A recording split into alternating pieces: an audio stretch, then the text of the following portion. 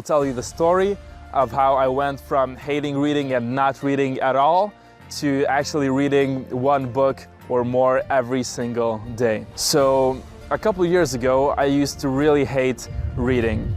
And that was pretty much all my life. I didn't like reading books at all. But what happened then is one summer, I went to work in a farm, and I had like 90 days that I'm gonna work there. So I figured, since I have heard about a thing called audiobooks, I just go and type audiobook online. And I found some results, and I just got some audiobooks and started listening to them. So every day I had like 8 hours, and I was listening to audiobooks for pretty much 90 days from morning till night, which is around 8 to 12 hours. I was really impressed and astonished by how much I had changed, and my perception was changing day to day just by getting so much wisdom and knowledge into my head. So as you can imagine, after 90 days, quite a profound transformation has occurred, since I have been able to get so much amazing things into my head, so many amazing ideas by incredible people.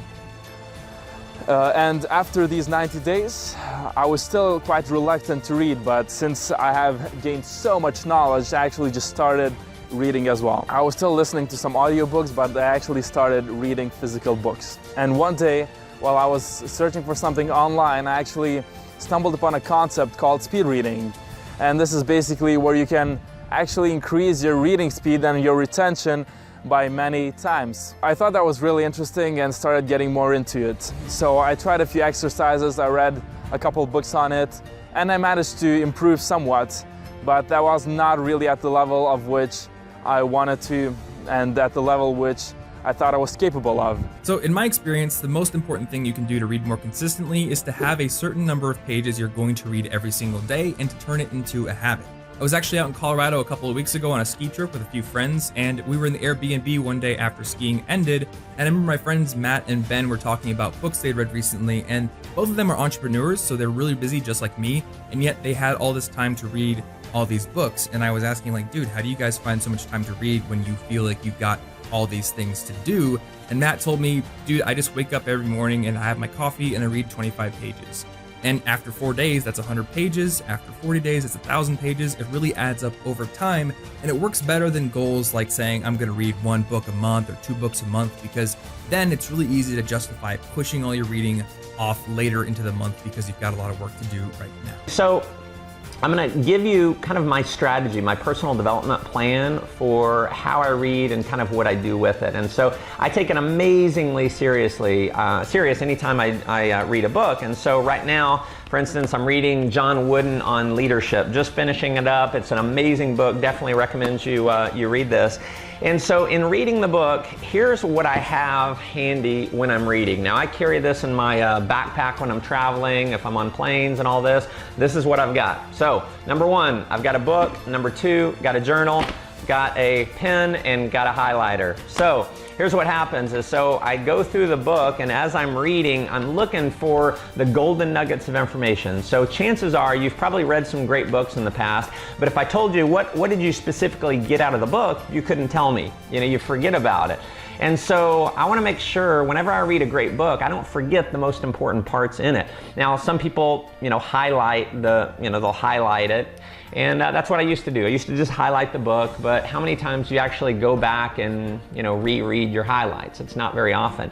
And so here's the strategy that I follow. When I'm reading, I've got the highlighter handy, and so yes, I do highlight, but then if I want to commit it to memory, see, if you highlight it, you might remember it a little bit more, but when you rewrite that point, it sinks into your mind quite a bit more. And so I actually take that and I rewrite it into my journal here. So, and then the act of writing it obviously causes me to be able to internalize it more and remember it more.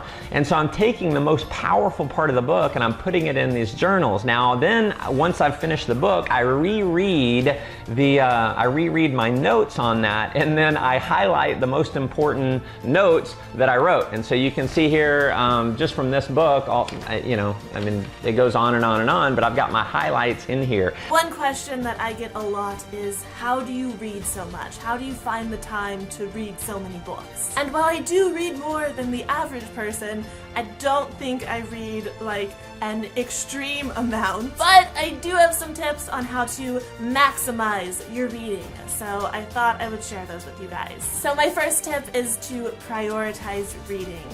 And it sounds a whole lot easier than it actually is. This is where willpower really comes into play. You know, instead of turning on the TV, you pick up your book and you read. Instead of going on Tumblr, you pick up your book and you read. Instead of going on YouTube, this is the one I'm the worst at, you pick up your book and you read. Basically, if you have a free moment, instead of reaching for the TV remote or your phone or your laptop, you reach for a book, and then you read the book. And again, this does sound a lot easier than it actually is in practice, but it's just something that you keep in mind and you be aware of. Maybe the next time you're mid-Netflix marathon and Netflix asks you if you want to continue watching, maybe you don't continue watching and you read a little bit instead, and then later you can continue watching because Netflix marathon. My next tip is to make reading a habit.